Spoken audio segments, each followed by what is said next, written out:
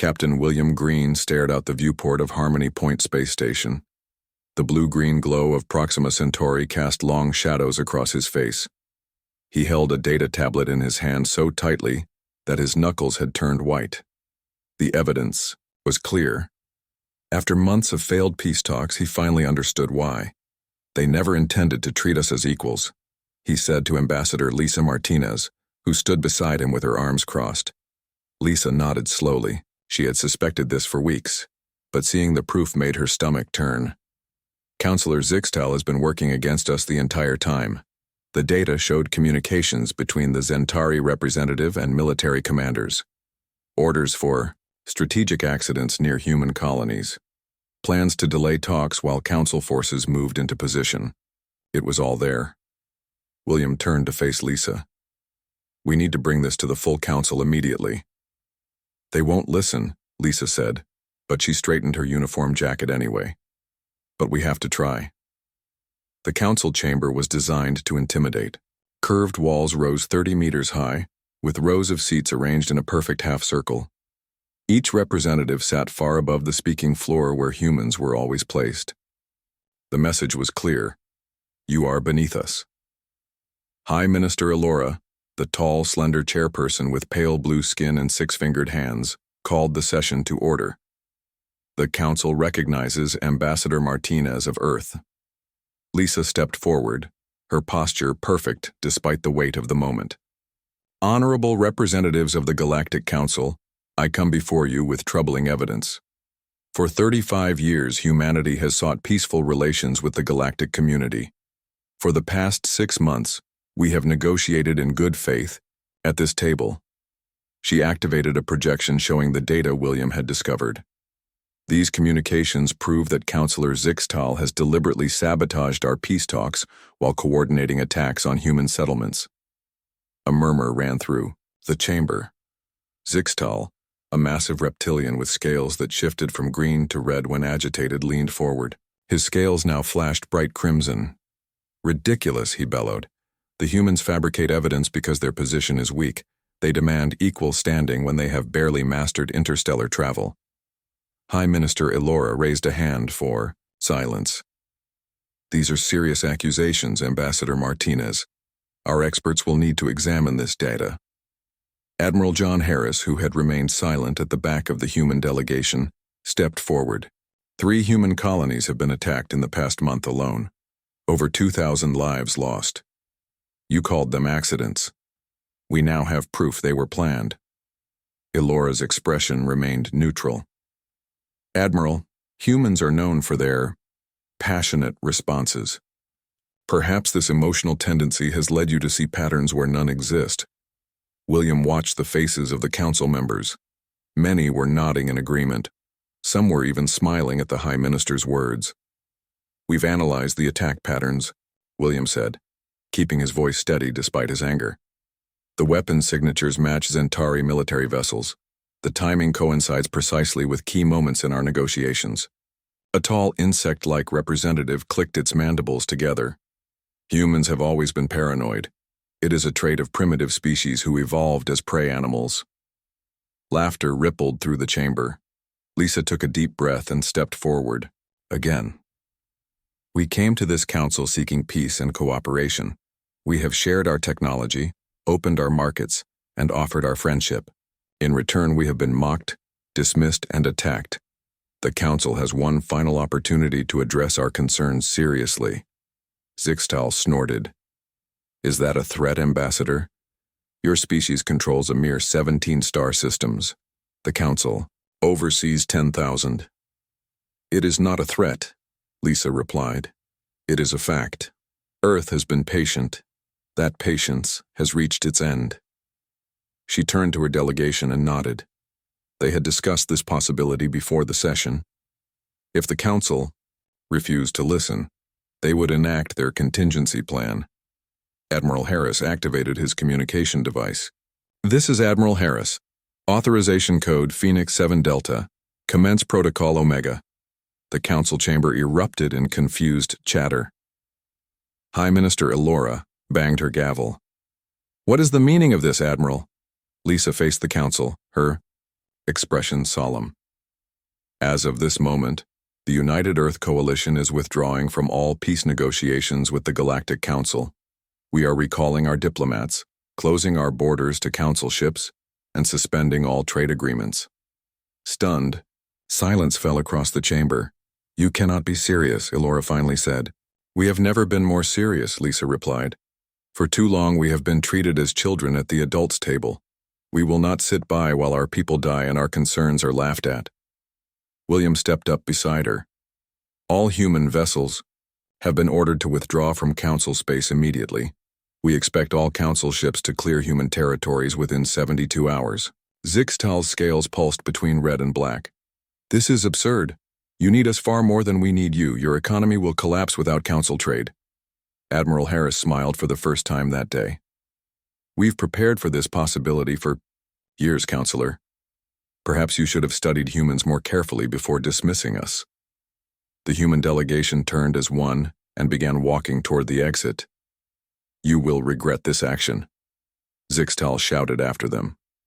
"When you come crawling back, the terms will be much less favorable." Lisa paused at the doorway and looked back. "We won't be coming back, Counselor. Not on your terms, never again." As the doors closed behind them, William could hear the council erupting into arguments. He felt a strange mix of dread and relief. "Do you think they'll realize what they've done?" he asked Lisa as they walked briskly toward their ship. "Eventually," she said. "The question is whether it will be too late when they do." Admiral Harris joined them, his face grim but determined. "All Earth ships are already moving. The Centauri and Sol fleets report no resistance yet. The procurement division confirms we've secured enough resources to sustain full isolation for at least 18 months. Lisa nodded. "That should be more than enough time." "For what?" William asked. "To show the Council exactly what humans are, capable of when we stop holding back," she replied. Across human space, thousands of ships were breaking orbit. Military vessels formed protective screens around civilian transports. On colony worlds, citizens watched the skies as their defense grids activated to full power for the first time. Humanity was not retreating. They were regrouping. On the bridge of his flagship, Admiral Harris watched the sensor displays as the human exodus proceeded with precision and discipline. "Send word to Earth," he said to his communications officer. "Tell them Phase 1 is complete. Begin Phase 2. The greatest secret of humanity was about to be revealed, and the Galactic Council had no idea what was coming. 3 months had passed since humanity's dramatic exit from the peace talks. Earth's solar system buzzed with activity. Ships moved in coordinated patterns between planets. Construction yards around Mars glowed day and night. On the distant asteroid, Ceres hidden from prying eyes, the real work happened. Admiral John Harris walked through the underground facility called Bastion. His footsteps echoed off metal walls as he made his way to the main research lab. The door slid open to reveal Dr. Olivia Wright bent over a workstation, her red hair tied back in a messy bun. "Tell me you have good news," John said. Olivia looked up, dark circles under her eyes but a smile on her face. "Better than good. It works." She pointed to a small device on the table. It looked simple, just a metal box with a few buttons. "This little thing is going to change everything?" John asked. "Size doesn't matter," Olivia said. "The shield technology is stable. We can now protect a battleship from the heaviest council weapons. Their energy cannons will bounce right off." John picked up the device, turning it over in his hands. "How soon can we outfit the fleet?" "Production starts tomorrow. All major ships will have the new shields within 40 days. John nodded. "Perfect timing. Secretary Powell wants full deployment in 45 days. Across the solar system, on Earth's moon base, General Eric Barnes watched as his soldiers trained. The simulation room recreated the gravity and atmosphere of the Centauri homeworld. The troops moved in specialized suits, practicing fighting, techniques designed specifically for combat against the reptilian aliens. "Again," Eric ordered through the communications system. "The Centauri have 3 vulnerable points. Show me you can find them." The soldiers moved with precision, hitting training dummies at exactly the right spots. After 3 months of intensive drilling, They had become experts at exploiting weaknesses that the council races didn't even know humans had discovered. A lieutenant approached Eric. "Sir, the new weapons have arrived from Jupiter Station." Eric nodded. "Distribute them immediately.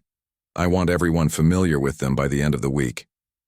The weapons looked like standard Earth rifles, but they had been modified based on intelligence gathered during years of seemingly friendly exchanges with council races. Each gun was designed to penetrate the specific defenses of different alien species. In her office at the Pentagon, Secretary of Defense Samantha Powell reviewed the latest reports. Economic projections, military readiness, intelligence briefings, all spread across her desk. A knock at her door interrupted her reading. "Come in," she called. A thin man with sharp eyes entered. Agent Daniel Kelly had just returned from council space, where he had been operating undercover for years. "Your extraction was successful," Samantha noted. "What's the situation out there?" Daniel sat down heavily in the chair across from her. "Better than we hoped. The council is in chaos. 3 trading guilds have already collapsed without human markets. The Zentari military is stretched thin trying to secure their supply lines.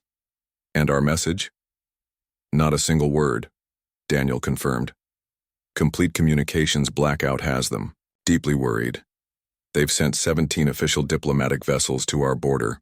All sit waiting for permission to enter, which never comes." Samantha allowed herself a small smile. "And the other species? The ones not on the council?"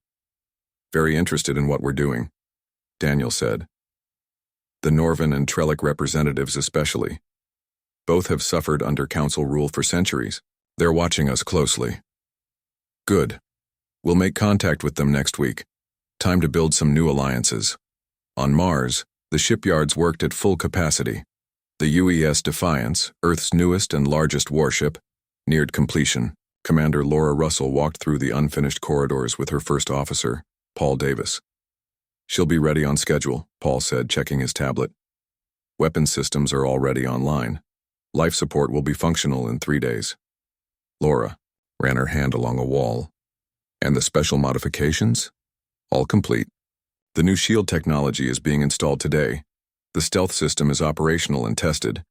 This ship can appear and disappear from sensors at will." Laura nodded with satisfaction. "The council has no idea what's coming." "Do you think they'll fight?" Paul asked. "They won't have time to decide," Laura replied. "That's the point of Protocol Prometheus. We hit hard and fast, show our strength, then offer terms before they can organize a response." In the depths of space at the very edge of human territory, a small council observation ship drifted. Its crew monitored the sensor readings with growing concern. "Nothing again today," the captain said. 3 months and not a single human transmission has been detected. "Perhaps their communications network failed," suggested his second-in-command. The captain shook his head. "All 17 systems? Simultaneously? No, they're hiding something. The council was foolish to dismiss them." A sudden alarm blared through the ship. The sensor officer looked up in panic. "Captain, energy spike from the human border." "What kind of spike?" the captain demanded. "Unknown technology. It's huge, like nothing we've seen before." The captain opened a channel to council. "Headquarters. This is Observer 7. We have unusual activity at the human border. Request immediate—" His words cut off as the ship's power system suddenly failed. Through the viewport, the crew watched in horror as a massive human vessel appeared from nowhere. It was sleek, black, and bristling with weapons unlike any they had seen before. The human ship made no aggressive moves. It simply sat there, engines glowing, a silent demonstration of power. "Send the emergency beacon," the captain whispered. "I can't, sir," the communications officer replied. "All systems are offline. They've somehow disabled our ship without firing." A shot. Back on Earth, President Catherine Miller addressed the United Earth Council. Representatives from all 17 human colonies listened as she outlined the final phase of their plan. "For too long we accepted second-class status in the galaxy," she said. "We shared our innovations while they mocked our culture. We opened our markets while they sabotaged our colonies. That ends now. The chamber erupted in applause. In exactly 32 days, Operation Dawn begins. Catherine continued once the room quieted. The Council will learn that humanity is not to be trifled with. We do not seek war, but we will demonstrate our power so clearly that peace becomes the only logical choice. Peace on our terms. Admiral Harris, standing at the back of the room, checked his watch. Everything was on schedule. Humanity had spent 3 months in silent preparation. Soon the galaxy would understand exactly what that silence had concealed. The Council had made a terrible mistake. They had dismissed humans as emotional, impulsive creatures. They never considered that those same emotions made humans dangerously effective when united against a common threat. The countdown to Operation Dawn continued, and with each passing day, the greatest military force Earth had ever assembled grew, stronger, more coordinated, and more determined to reshape the galactic order forever. The Zentari homeworld gleamed like a jewel in space. Its 3 moons hosted the most advanced defense platforms in the galaxy. No hostile force had breached this system in over 400 years. The reptilian inhabitants considered it completely safe. They were wrong. Without warning, space itself seemed to tear open. 5 human warships appeared simultaneously at different points around the planet. The largest of them, the UES Defiance, positioned itself directly above the capital city. On the bridge of the Defiance, Commander Laura Russell sat calmly in her command chair. Status report. All systems operational, First Officer Paul Davis replied. Shields at maximum, weapons hot. The Zentari defense grid is activating but slowly. They were caught completely off guard. Laura nodded. Open a channel to Fleet Admiral Harris. Harris appeared on the main screen, his face grim but determined. Report, Commander. Operation Dawn is proceeding as planned, sir. We are in position above the Zentari capital. No resistance yet. Good. The other teams report the same. We have ships above the 3 primary Council military bases as well. Maintain position and wait for my signal. The Zentari response finally began. Defense platforms turned their massive weapons toward the human vessels. Energy beams shot across space, striking the Earth ships directly. But instead of exploding or retreating, the human ships remained unmoved. The new shield technology absorbed the attacks without visible strain. Inside the Defiance, Laura felt only a slight vibration as the most powerful weapons in the Council arsenal bounced harmlessly off their shields. Their attacks are having no effect, Paul reported, unable to keep the surprise from his voice despite months of preparation. Dr. Wright's shields are working perfectly. Across the galaxy, at the Council's main weapons research facility, a similar scene played out. Human dropships descended through defensive fire, landing on the facility's main platform. General Eric Barnes led the assault team personally. His soldiers moved with practiced precision, their specialized weapons cutting through the facility's defenses. Remember your training, Eric said through the team communication channel. Disable, don't destroy. We want this facility intact. Within hours, the human forces had secured the entire complex. Not a single piece of valuable equipment was damaged. The alien defenders had been stunned, but not killed, secured in their own holding cells. Eric walked to the facility's main control room and activated the communication system. General Barnes to Admiral Harris, the weapons facility is secure. At the Galactic Council headquarters, panic spread quickly. Emergency alarms sounded throughout the massive space station. Council representatives rushed to the main chamber where High Minister Elora was trying to maintain order. We have reports of human warships at 4 critical locations, a staff member announced, voice shaking. The Zentari homeworld, the Pelleran weapons facility, the Dralkir shipyards, and our main communications hub in the Antares sector. Impossible, Councillor Vreen of the Pelleran delegation shouted. Their ships could not penetrate our defenses. They already have, Elora said quietly, and our weapons cannot harm them. The chamber fell silent. How? Someone finally asked. We underestimated them, Elora replied. Call an emergency session immediately. All council races must attend. Back above, The Zentari homeworld. Laura received new orders from Admiral Harris. Phase 2 begins now, Commander. Deploy the package. Laura nodded to her weapons officer. Launch the device. A small probe shot from the Defiance, descending rapidly toward the Zentari capital. Defense systems fired upon it, but like the human ships, it remained protected by an impenetrable shield. The probe came to rest in the central plaza of the capital city, directly in front of the Zentari military headquarters. For a moment, nothing happened. Then a holographic image appeared above it. Admiral John Harris, 20 meters tall, addressing the Zentari people directly. "People of Zentaria," the giant figure said, his voice booming across the city. "We come not to destroy, but to demonstrate. For too long, your leaders have dismissed humanity as weak. Today, we prove otherwise." The image shifted to show the weapons facility, now under human control, then the shipyards, then the communications hub. At each location, human forces had taken control with minimal resistance. "We could have destroyed these facilities," Harris continued. "We could have attacked your civilian centers. We did neither. Remember this restraint in the days to come."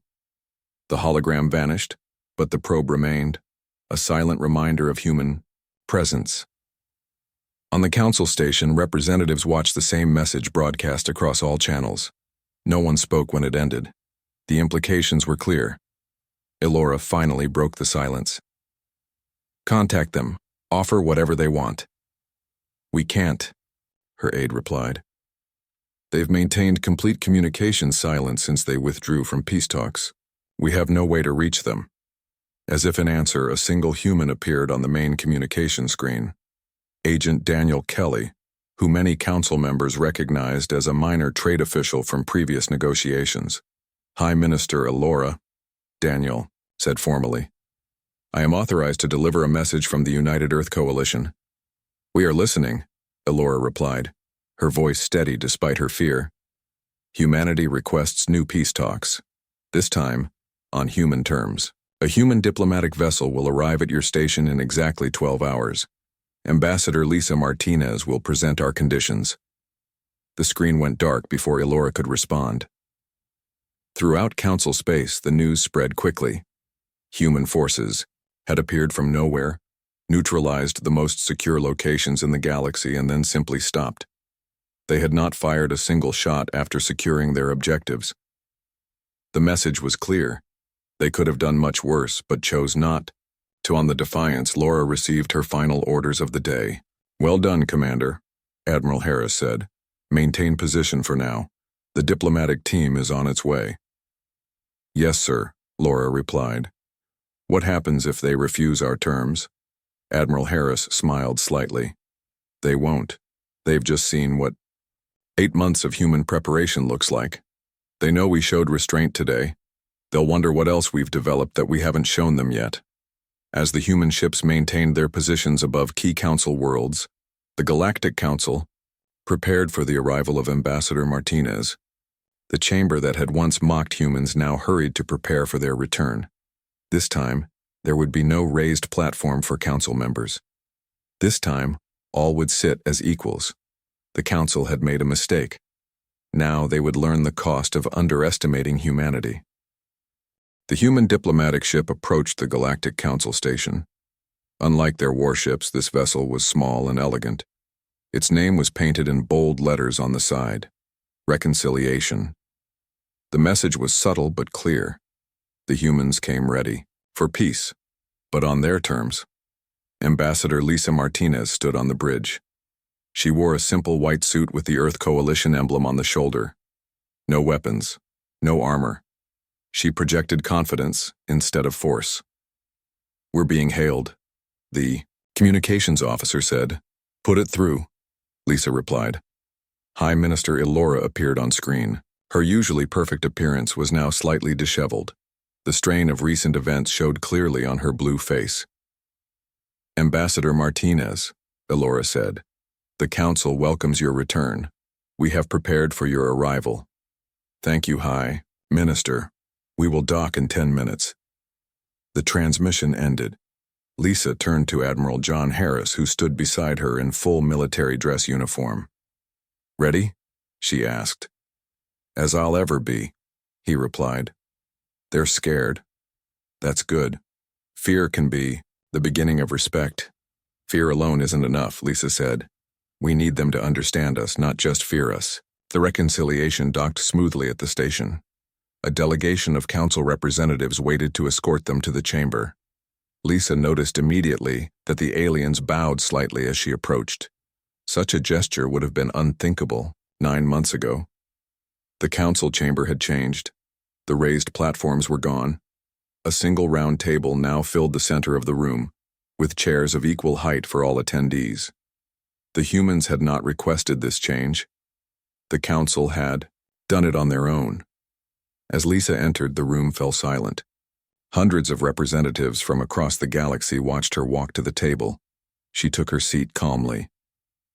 Admiral Harris and 2 other human officials sat beside her. High Minister Elora rose. "The emergency session of the Galactic Council is now in session. We welcome the representatives of the United Earth Coalition." Elora paused, then continued in a more solemn tone.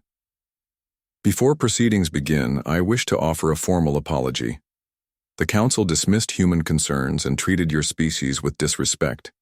Recent events have proven this was a grave error. We acknowledge our mistake and seek to make amends." Lisa nodded in acknowledgement but said nothing. Let them say more first. Councillor Zixtal was noticeably absent from his usual seat. In his place sat a younger Zentari who looked nervous. "Where is Councillor Zixtal?" Lisa finally asked. The new Zentari representative cleared his throat. "He has been removed from the council. He awaits trial for his actions against human colonies." Lisa opened her data tablet and placed it on the table. "I have additional evidence of his crimes: attacks against 12 human settlements, sabotage of trade vessels, bribes to delay our admission to full council status." The evidence appeared on the large screen for all to see. Recorded conversations, financial transactions, military orders. The case was overwhelming. "This evidence will be added to his file," Elora said. "Justice will be served, Ambassador. You have my word." "Admiral," Harris spoke for the first time. "Words mean little after what has happened. We require actions." He stood and walked to the center of the room. "Humanity has demonstrated our military capability. We could have destroyed key council facilities. Instead, we showed restraint. This restraint should not be mistaken for weakness." The council members shifted uncomfortably in their seats. "We do not seek domination," Harris continued. "We seek partnership based on mutual respect. To that end, I present a proposal for joint defense, initiatives that would benefit all council races." A detailed plan appeared on the main screen. It outlined shared technology, combined fleet operations, and a new defense grid that would protect all council worlds, not just the most powerful ones. "This is most generous," a representative from the Norvan delegation said. "These technologies would help our people tremendously. Equality benefits everyone," Harris replied. "A chain is only as strong as its weakest link. The same is true for galactic security." Lisa took over. "Before we proceed further, President Miller wishes to address the Council." The main screen changed to show President Catherine Miller in her office on Earth. She sat at her desk, hands folded in front of her. "Members of the Galactic Council," she began. "Today marks a new chapter in our shared history. The past 9 months have been difficult for all of us. Isolation has cost humanity much, just as it has cost the Council." She leaned forward. "But these hardships have brought clarity. We now understand each other better. You have seen what humanity can do when provoked. We have seen that the Council can acknowledge its mistakes." Catherine stood.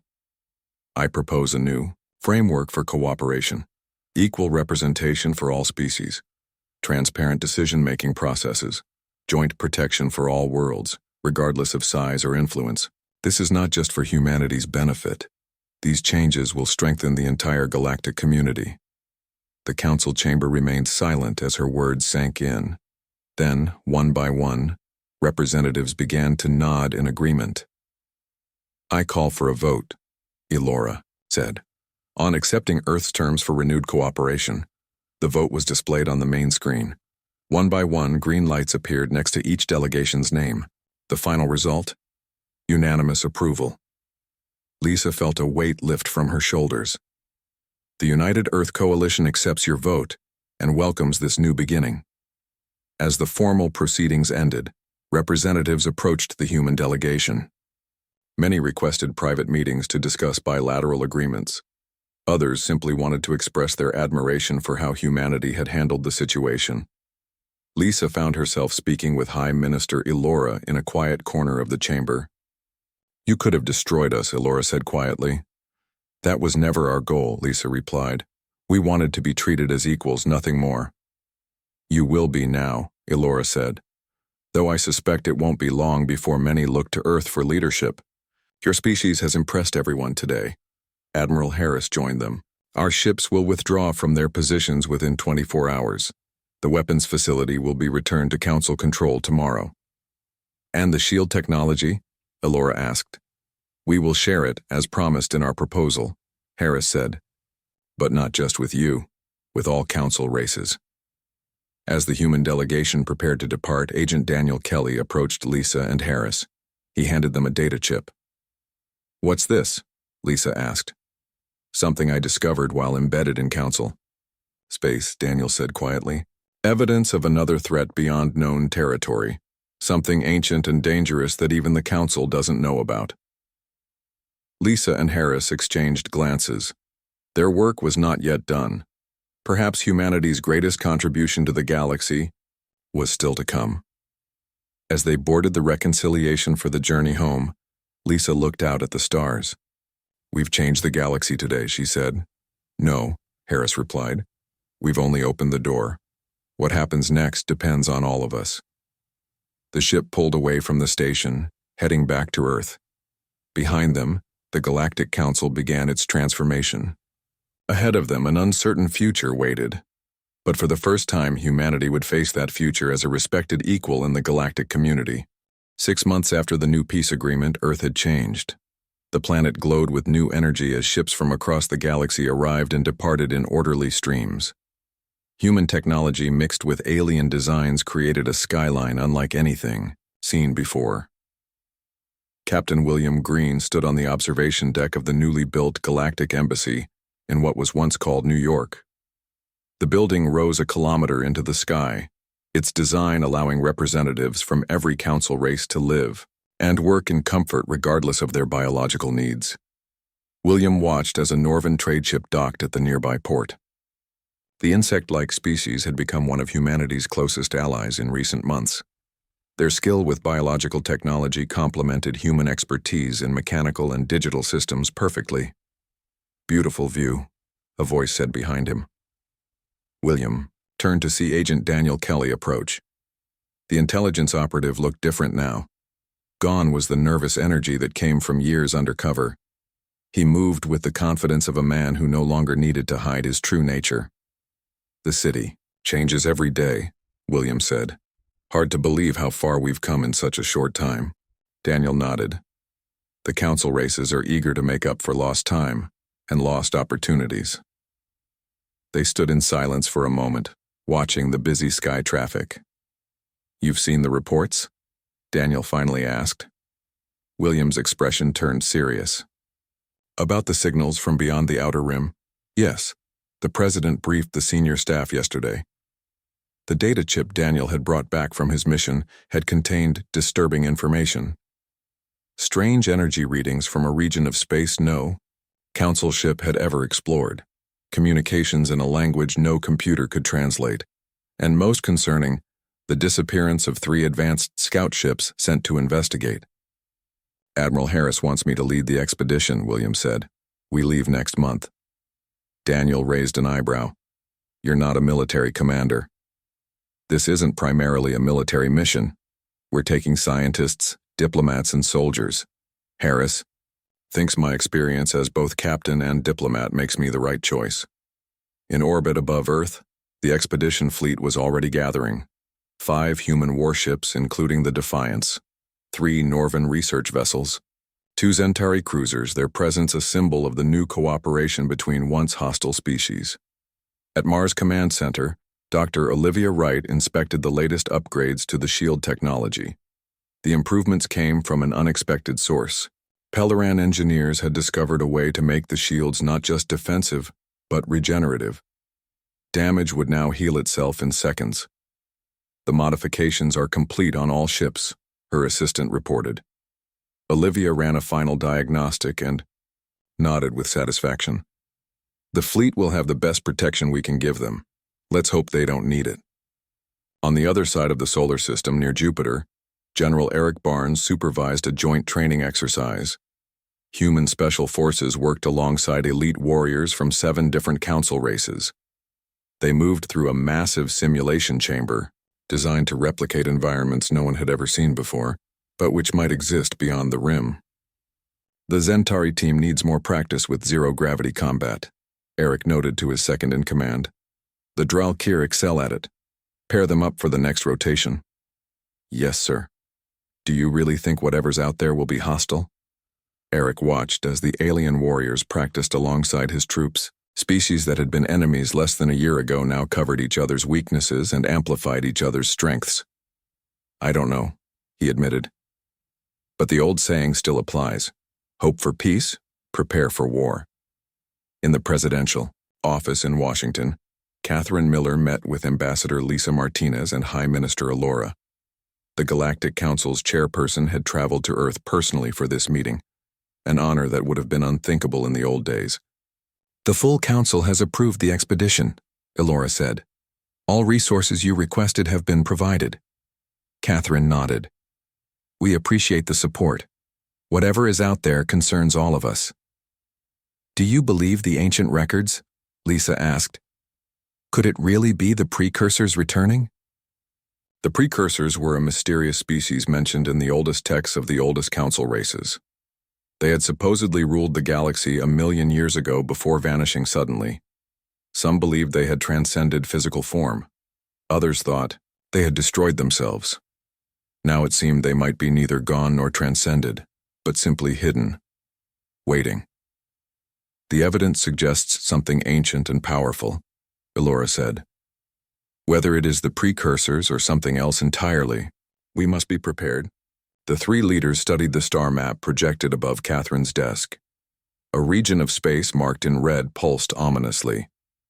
The expedition will have full authority to act on behalf of Earth and the Council, Catherine said. Captain Green knows to prioritize peaceful contact, but he also understands the stakes. 2 days later, Admiral John Harris addressed the expedition crews in the main hangar of Earth's orbital station. Over 3,000 individuals, humans and aliens alike, stood at attention. You embark on the most important mission in our shared history, Harris said, his voice carrying across the vast space. 1 year ago, humanity stood alone against the Council. Today, we stand together facing an unknown frontier. He looked at the assembled crews, seeing determination in faces and expressions that spanned dozens of species. Whatever you find out, there, remember this. You represent not just your individual worlds, but our collective future.